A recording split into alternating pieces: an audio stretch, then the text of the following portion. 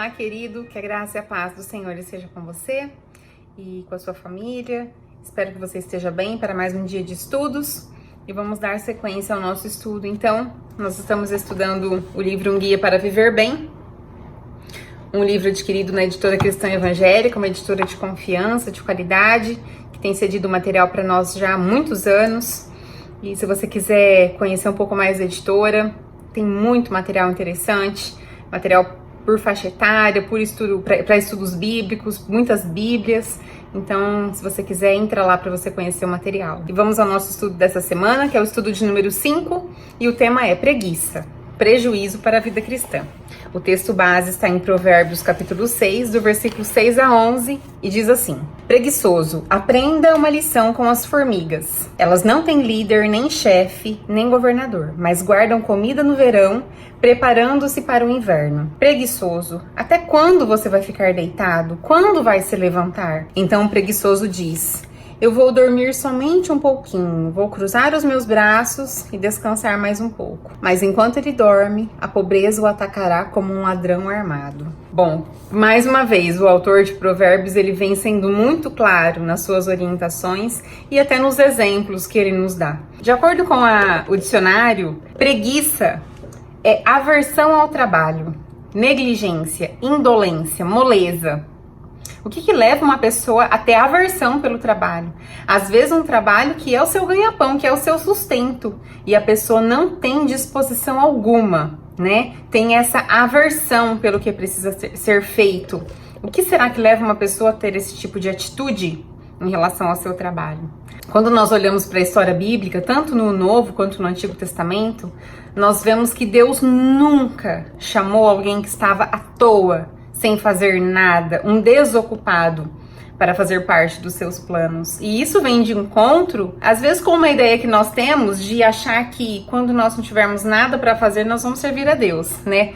Quando eu me aposentar, aí eu vou servir a Deus, vou ajudar na igreja. Quando eu não tiver nada para fazer, eu vou procurar ajudar alguém, fazer o trabalho. Então, essa ideia, de acordo com a história bíblica, ela é completamente errada. Porque Deus nunca chamou alguém que estivesse ali à toa, um preguiçoso, né? Quando Deus chamou Moisés, por exemplo, ele estava ocupado, cuidando do rebanho do seu sogro, de Jetro. E da mesma forma, quando Deus chamou Gideão, ele estava debulhando trigo, ele estava no lagar, estava trabalhando. Assim como quando Deus chamou Davi, ele não estava como seus irmãos em casa, ele estava no campo, cuidando das ovelhas. E quando Jesus chamou Pedro e André também, eles estavam pescando, era o ofício deles. Como quando Jesus chamou Tiago e João, que estavam remendando as suas redes para voltar a pescar. E quando Jesus chamou Mateus, que era o cobrador de impostos, ele estava cobrando impostos.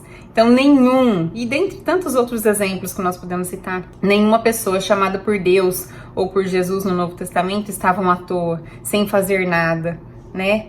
Todos eles estavam ocupados, todos eles tinham um ofício. Isso nos leva a pensar que Deus ele não está atrás de pessoas preguiçosas, de pessoas ociosas, mas ele está atrás de alguém que tenha disposição, assim como eu e você, né? Nós vamos estudar aqui o perfil do preguiçoso, e se por acaso você se encaixar dentro de algum desses perfis que nós vamos estudar, nós temos a solução, né? A própria lição, a própria Bíblia nos dá a direção e a solução para esse problema seu, que não seja o meu e o seu caso, mas se for, nós vamos ver que existe uma solução e vamos estar orientados a orientar outras pessoas também, de acordo com a palavra de Deus. Quantos de nós nunca sentiu aquela sensação de frustração em relação a tempo perdido? Sabe quando você para e pensa assim: se eu tivesse aproveitado aquele tempo lá atrás, se eu tivesse investido tempo em fazer determinada coisa na minha vida, hoje seria diferente, né? Como é que eu pude deixar o tempo escapar, o tempo passar? Parece que o tempo escapou pelos meus dedos, né? Se eu tivesse investido o meu tempo estudando, talvez hoje eu teria uma vida diferente. Enfim, acho que todos nós já tivemos esse tipo de pensamento, mas isso nos leva a entender uma coisa, que tudo que nós temos hoje, tudo que nós somos, tudo que nós conquistamos ou não, todo o nosso progresso, né? todo o nosso êxito ou todo o nosso fracasso, ele está totalmente relacionado ao investimento do nosso tempo. Então, o seu trabalho de hoje, as suas conquistas de hoje, né, tudo que você tem hoje é o resultado do investimento do tempo que você teve lá atrás, talvez num passado não muito longe, né? Tudo isso é investimento de tempo, né? Então, guarde uma coisa no seu coração. A matéria-prima da vida é o tempo.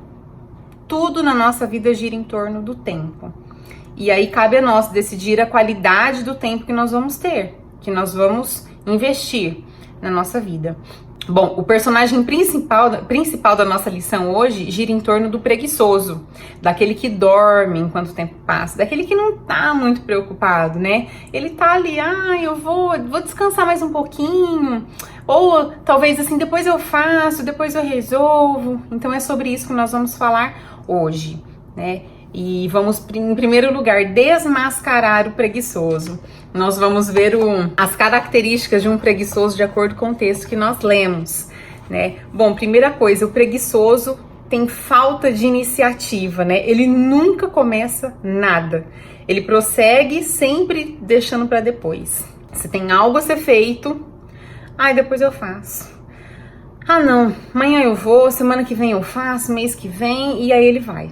Quando chega amanhã deixa para outro dia, quando chega a semana que vem deixa para outra, e assim ele vai protelando, e até que quando ele resolve fazer, realmente já é tarde demais, já não há mais tempo para se realizar. Então, uma pessoa que tem falta de iniciativa. Um preguiçoso, ele é também inconsequente, né? O preguiçoso nunca termina nada, nunca conclui nada, né? Ele caça o animal para refeição, mas não se dedica ao preparo. Adianta você ter algo, né? Ter o seu alimento ali, mas não ter coragem de preparar. Você já comprou alguma coisa na sua casa e ficou na geladeira, estragou e você não preparou? Talvez por preguiça? Talvez porque você não criou oportunidade para fazer, né? Lá em Provérbios 12, 27 fala assim: o preguiçoso não consegue o que deseja, mas o homem trabalhador ficará rico. Sabe, isso aqui, esse texto de Provérbios 12, 27 nos traz uma lição muito importante. Numa era, né, numa década, enfim, num tempo em que muita coisa gira em torno de valores, de dinheiro, gira em torno de materialismo. Temos até aí, né, teologias de prosperidade, como se Deus vendesse as bênçãos, como se ele fizesse troca, barganha com aquilo que ele pode nos dar. E nós vemos que aqui em Provérbios fala assim que o preguiçoso ele não consegue o que deseja. Por quê? Porque ele não se dispõe a ir atrás. Mas o trabalhador ficará rico. E nós sabemos que rico não é ter excesso de riqueza, né? A pessoa rica é aquela que tem as suas necessidades supridas. Às vezes a gente tem também um conceito deturpado em relação à riqueza. Você não precisa ter mais do que você precisa. Às vezes a gente até tem mais do que a gente precisa. E somos ingratos em muitas situações por causa disso. Somos acostumados a ter a mais. Mas o preguiçoso, por não ter disposição para correr atrás, ele acaba ficando para trás. E como eu estava falando de teologia de prosperidade, sabe que hoje muitas pessoas preguiçosas, que não têm disposição para nada, que ficam nas suas casas, que não vão atrás de nada na sua vida, de repente olham para Deus e falam assim: nossa, por que tal pessoa consegue tanta coisa e eu não consigo nada? Será que porque talvez aquela pessoa correu atrás? Acordou cedo, foi dormir tarde, investiu tempo, estudou, correu, pagou o preço por aquilo e conseguiu vencer na vida? Sabe que Deus ele não é obrigado a fazer ninguém enriquecer, né? Mas ele tá dando uma dica aqui, que a pessoa preguiçosa, a pobreza vai bater na porta dela. Isso é consequência. Isso aí não existe nada de mágico nisso. Isso é totalmente natural. O Senhor Deus, ele já nos deu o maior milagre, que é a vida, a saúde. Então, se você tem vida, se você tá aí me ouvindo, se você tá vivo, com saúde, e tem, né, condições de correr atrás, seja do mínimo.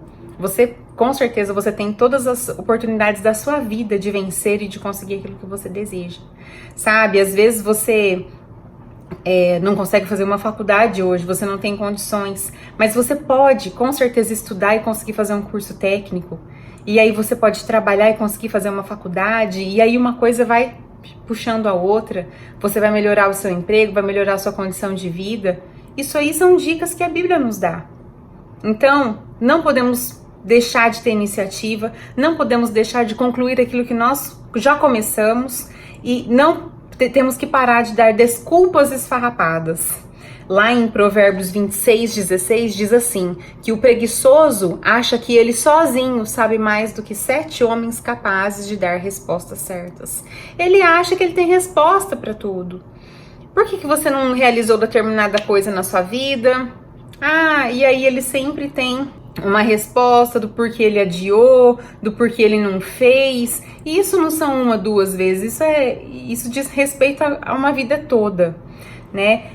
Frequentemente um homem comum que usou desculpas demais, recusa demais e adiamentos demais, né? Isso explica por que a pobreza chega na sua casa. Nunca se dispôs a fazer nada, nunca se dispôs a correr atrás de nada, nunca se esforçou para ter nada. E daí fica esperando um milagre de Deus, né? Que Deus faça um milagre. Provérbios nos ensina que não é desta maneira. Temos que ter iniciativa. Se começamos, temos que terminar. E temos que parar de dar desculpas esfarrapadas. Esse, então, é o perfil do preguiçoso. E aí, agora, nós vamos, então, pôr os carros nos trilhos, né? Vamos acertar, então, esse perfil do preguiçoso. Primeira coisa, para pôr o carro no trilho, o trem no trilho, nós precisamos buscar bons exemplos. Qual é o exemplo que esse trecho, o primeiro trecho de Provérbios 6, de 6 a 11 que nós lemos, ele nos traz? Ele nos traz um exemplo de um ser tão minúsculo, tão pequenininho, que vem nos dar uma lição, que é a formiga. Você já viu uma formiguinha maior com um microfone na mão, uma caixinha de som, dando regras, né, dando ordem para as outras formigas? Você nunca viu e provavelmente nunca vai ver, porque isso não existe. Elas sabem o que elas têm que fazer e elas vão fazer. Elas sabem que o inverno vai chegar, que vai chegar um período que não vai ter mais alimento, e elas se adiantam aquilo. Elas vão correr atrás do prejuízo. Não, elas vão se adiantar para que não haja prejuízo. Elas vão estocar a comida, elas vão atrás enquanto há abundância de alimento, para que quando chegar o inverno, elas tenham o seu alimento guardado. E não haja escassez e não haja falta de alimento. Então, o bom exemplo que nós podemos ter hoje, de acordo com a palavra de Deus, é a formiga. Então, que seja um despertar para você, sabe? Às vezes, você vai olhar para uma pessoa próxima de você e você vai ter um bom exemplo também. E outros exemplos também, talvez, de pessoas que tinham pouquíssimas oportunidades, que tinham uma vida tão difícil, mas que se dispuseram, que se esforçaram, que foram atrás, que pagaram um preço e que conquistaram uma vida melhor, que tem um emprego melhor. Enfim, nós temos que olhar para esses bons exemplos. Segunda coisa, organizar a agenda. E aí a gente aprende mais uma vez com a formiga, né? Que aí se organiza, se mobiliza durante todo o verão para que possa viver um inverno com mais tranquilidade, sabe? Nós precisamos olhar para o nosso futuro e prever aquilo que nós vamos precisar também, para que nós façamos escolhas boas e melhores durante o nosso presente, durante o dia de hoje, durante o período que nós estamos vivendo agora, porque tudo que nós escolhemos agora vai refletir no nosso futuro. Sabe que o segredo de nós termos mais segurança no futuro são as escolhas de hoje. Tiago 4:13, ele não nos diz para não fazer planos para o futuro, mas ele fala que nós temos que dar conta de que todos os planos que nós fazemos são declarações de fé. Ou seja, nós temos que olhar e pensar o seguinte: Senhor, eu acredito que o que eu preciso para o meu futuro é isso, isso, isso. E eu estou fazendo o meu planejamento, né? Eu tenho filhos, eu tenho uma família, eu tenho que fazer um planejamento para o meu amanhã, para o meu futuro próximo ou o meu futuro mais distante. Mas eu quero colocar esse futuro nas tuas mãos. E se o Senhor quiser mudar a direção desse futuro, está nas tuas mãos. Porque nós dependemos do Senhor. Não é que você não possa planejar. O futuro pertence a Deus. Lógico que ele pertence. O presente pertence a Deus. Tudo que nós temos pertence a Deus. Ele é totalmente soberano. Só que isso não quer dizer que nós não podemos nos programar de forma alguma. Muito pelo contrário, nós temos que ter uma segurança do nosso dia de amanhã, e mais seguros ainda nós ficaremos quando nós colocarmos os nossos planos na mão de Deus. Senhor, foi isso que eu planejei, foi essa a estratégia que eu achei, e diante da minha escolha, da minha estratégia, do meu planejamento, o Senhor tem toda a liberdade para fazer as mudanças que o Senhor desejar, as mudanças que o Senhor escolher para mim e para minha família. Isso é depender de Deus. Isso é organizar a minha agenda, sabe? Isso é andar por fé. Às vezes, e hoje, ainda mais nos dias que nós estamos vivendo, talvez de muita ociosidade, nós precisamos de ter uma agenda, precisamos de ter um planejamento do nosso dia para que nós não fiquemos ociosos. Então, isso pode ser adotado a longo prazo, mas também a curto prazo. O que você vai fazer no dia de amanhã? Talvez você é uma das pessoas que tem que sair de casa e trabalhar. Mas talvez você é uma das pessoas que tem que ficar em casa, cuidando da sua família, cuidando do seu pai, da sua mãe, de um conhecido, dos filhos, ou tem que ficar sozinho. Isso é muito triste. Se você não tiver um planejamento, você vai ficar como tantas pessoas têm se lamentando hoje aí na internet, de pijama o dia inteiro, né? Isso não faz bem pra você, não faz bem pra sua cabeça, não faz bem pro seu coração, não faz bem pro seu espiritual, não faz bem. Ficar de pijama, ocioso o dia todo, sem ter uma programação, sem ter um foco, um objetivo, isso não faz bem. O seu futuro, que é amanhã, que é depois de amanhã, depende de hoje. Então, procure de acordo com aquilo que Deus tem orientado você a planejar da melhor forma e estabelecer alvos. Nós precisamos ter alvo na nossa vida. Então, algumas questões que eu vou deixar para você. Como você se imagina daqui 5 anos? Se você quiser pausar o vídeo para pensar, você pode fazer isso. Você tem um projeto de carreira a longo prazo? O que você fará dos anos de vida que ainda lhe restam? Onde você vai morar? Quanto você quer ganhar?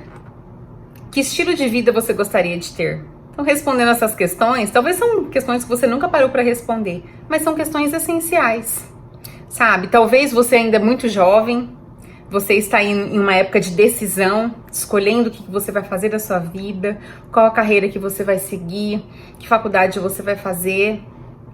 Escolha da melhor forma, né? Talvez você já esteja na minha idade, você já tem uma profissão, você já tem uma família, e você tá aí lutando dia após dia para dar conta do recado. Então, qual que é o seu projeto para daqui 5 anos? O que você vai fazer o ano que vem? O que você espera realizar daqui a alguns anos? E talvez você já concluiu tudo isso, você já teve família, já criou seus filhos, você já está aí não vou falar numa idade mais avançada, mas você já tem um pouco mais de anos colecionados. Qual que é o seu objetivo para os últimos anos da sua vida? Não importa quantos sejam, 5, 10, 15, 20, a gente não sabe o dia de amanhã. Talvez o seu objetivo seja chegar ao ano que vem com saúde. Então, o seu investimento hoje vai ser ter uma vida com saúde. Talvez mudar a sua alimentação, mudar os seus hábitos de vida. Não fique pensando que mudanças envolvem coisas grandiosas, porque tudo aquilo que é muito extremo tem uma grande chance de não dar certo. Então, toda mudança, ela começa pé a pé, é pequenininho. Você vê trabalho de formiga? É muito pequeno.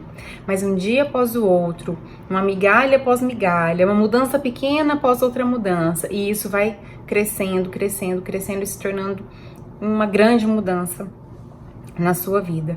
Planejar é fundamental. Se você ainda não tem um projeto de vida, agora é hora de agir. Quanto mais se espera, mais difícil será. Então, que essa lição seja algo valioso para a sua vida. Se você nunca se atentou aos projetos de vida, seja para o ano que vem, seja para o mês que vem, seja para a semana que vem, ou para amanhã, que você possa parar para pensar nisso hoje. Coloque num papel. Se você não tem uma agenda, escreva num papel aquilo que você quer para amanhã, aquilo que você deseja alcançar. Coloque metas na sua vida. Sabe que escrever às vezes ajuda muito.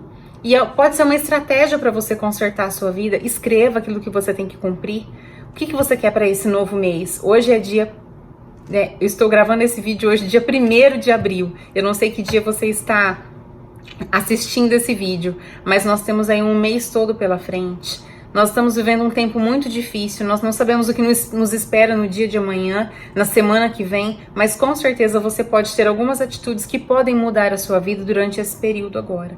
Por menor que ela seja, decida ler um livro bom, decida começar uma leitura bíblica, decida começar um devocional, decida mandar uma mensagem para uma pessoa de ânimo, de esperança, que o que mais tem hoje é a pessoa desanimada, gente desmotivada, consumida por más notícias. Então você pode ser um veículo de bênção, você pode ser usado por Deus para abençoar e animar outra pessoa. Não se ocupe com coisas fúteis, com coisas vãs, mas coloque a sua vida à disposição do nosso Senhor. Que Deus abençoe muito você durante essa semana e até semana que vem no nosso próximo estudo.